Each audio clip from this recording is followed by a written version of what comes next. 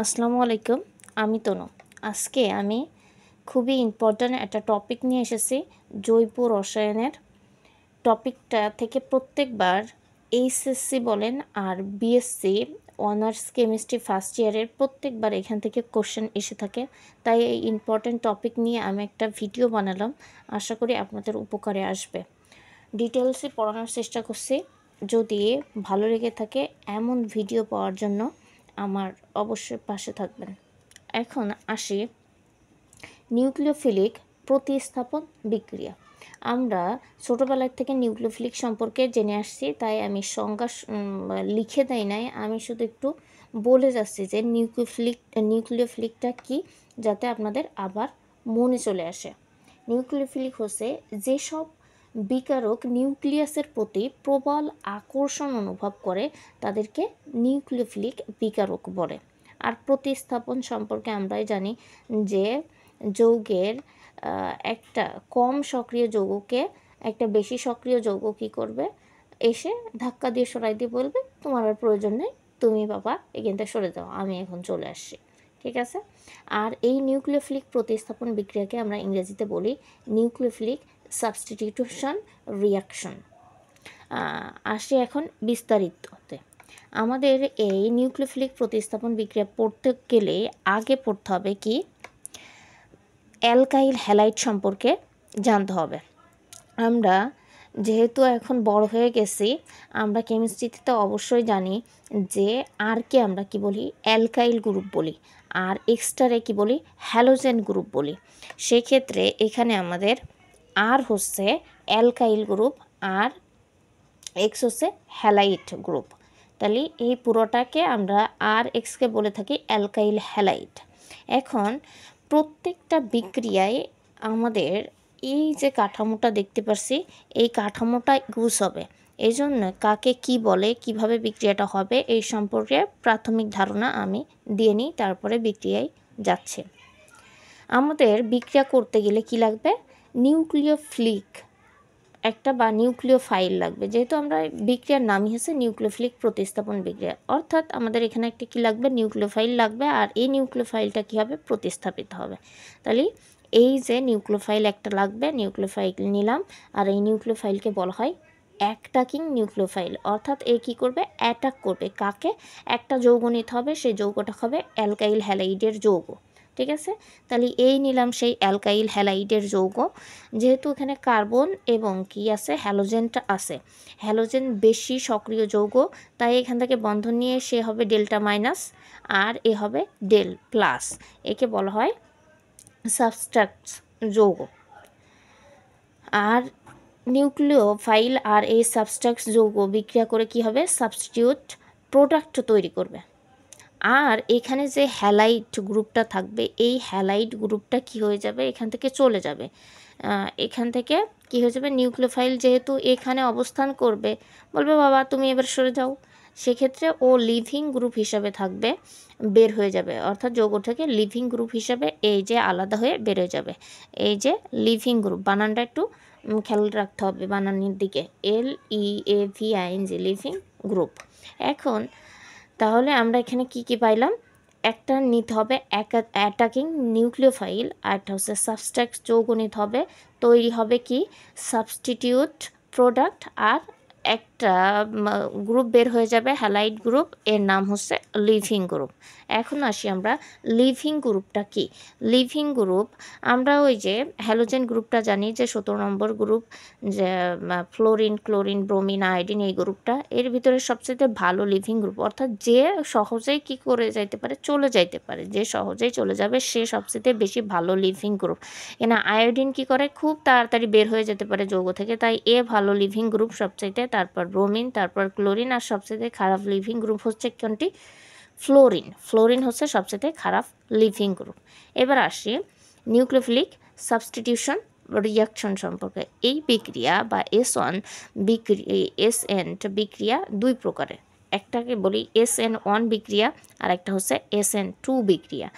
এখানে এই যে SN1, এনটাকে আগে উচ্চারণ হয়, অর্থাৎ নিউক্লিওফিলিক সাবস্টিটিউশন রিয়াকশন 1 আর নিউক্লিওফিলিক সাবস্টিটিউশন রিয়াকশন 2।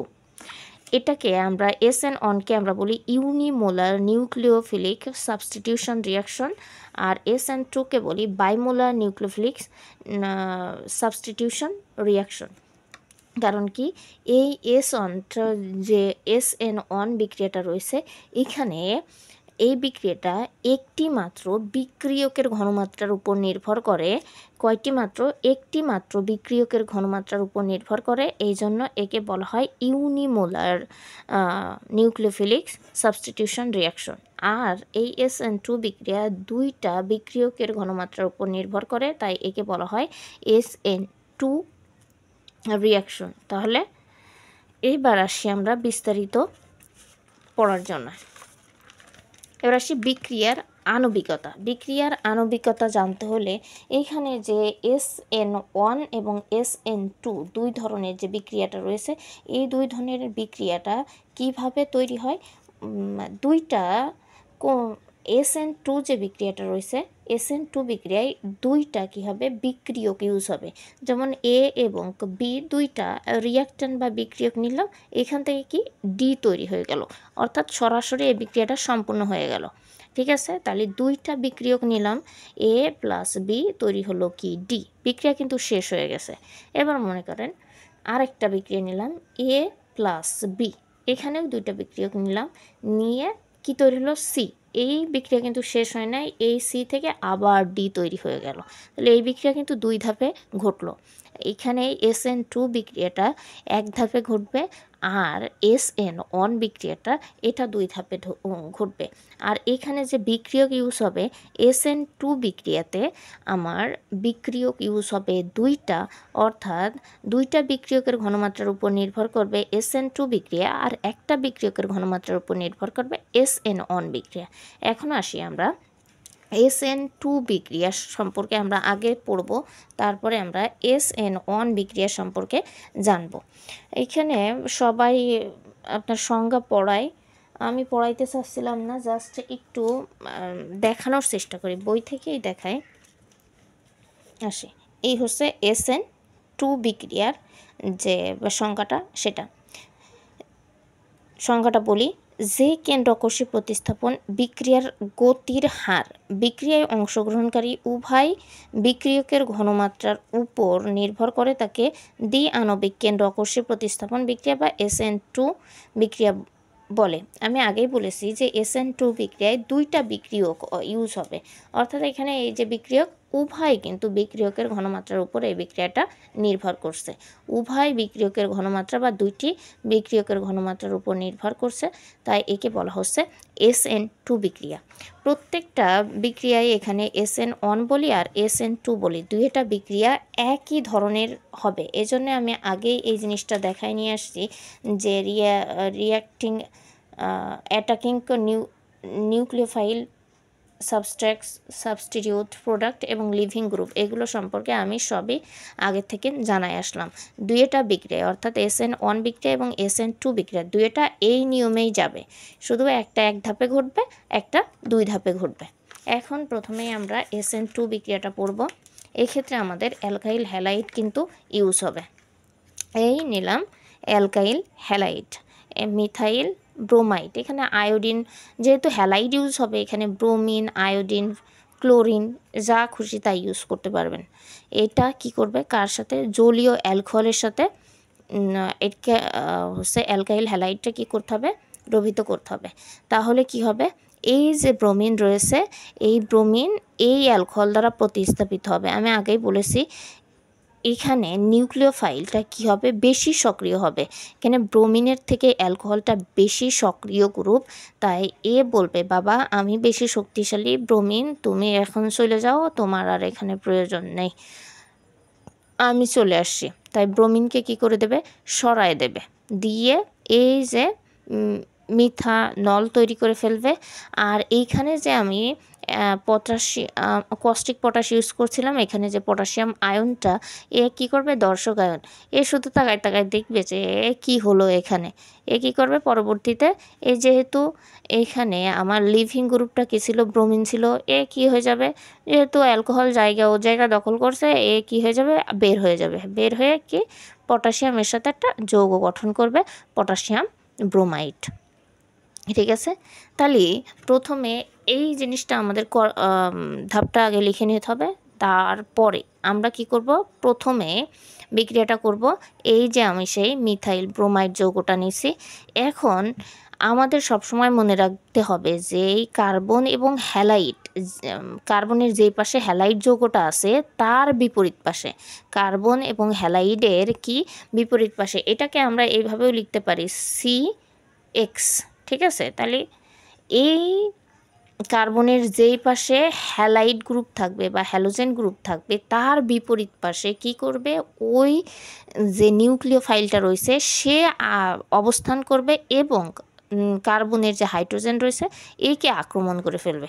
তাহলে আমি এই যে কার্বনের যেই পাশে হ্যালাইড গ্রুপ রয়েছে তার বিপরীত পাশে কি নিউক্লিওফাইলটা অবস্থান করছে, করে এই যে একে কি করছে, অ্যাটাক করে ফেলছে। এই অ্যাটাকিং গ্রুপ কাকে অ্যাটাক করছে, ওই যে তোমার অ্যালকাইল হ্যালাইডকে আক্রমণ করছে বা অ্যাটাক করছে।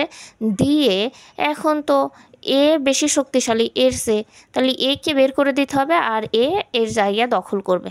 সেই ক্ষেত্রে এখানে একটা অস্থিতিশীল অবস্থা তৈরি হবে, অর্থাৎ এই যে অবস্থাটা তৈরি হলো, এই যে মাঝখানে কি ডট ডট ডট ডট, অর্থাৎ এই বন্ধনটা কিন্তু স্থায়ী না। ঠিক আছে, অস্থায়ী, কিছুক্ষণ অবস্থান করবে, তারপরে এই অবস্থা কি হয়ে যাবে, এই অবস্থা পরিবর্তন হয়ে যাবে। সেই ক্ষেত্রে কি হয়ে যাবে, এই OH এর জায়গায় দখল করে নেবে, আর পরবর্তীতে এই ব্রোমিন কি হয়ে যাবে, লিভিং গ্রুপ হিসাবে বের হয়ে যাবে। পটাশিয়াম কি করবে, এর সাথে যৌগ গঠন করে ফেলবে। ঠিক আছে, তাহলে এই যে পটাশিয়ামের সাথে যৌগ গঠন করলো ব্রোমাইড, আর এই যে অবস্থাটা ছিল উল্টানো ছাতার মতন অবস্থা তৈরি হয়ে গেল। এই অবস্থাটা যেরকম এর বিপরীত অবস্থা এরকম, অর্থাৎ ছাতা একরকম ছিল, বাতাসে কি হয়ে গেল, উল্টে গেল। এবার যদি পুরোপুরি এরকম লিখলে তো নাম্বার পাওয়া যাবে, আরও যদি মনে করেন হ্যাঁ একটু ভালো করে লিখতে চাই আমি, তাহলে সেক্ষেত্রে কি করতে হবে, আমরা এই রেটটা লিখতে পারি, অর্থাৎ দুটি বিক্রিয়কের ঘনমাত্রার উপর যে নির্ভর করছে।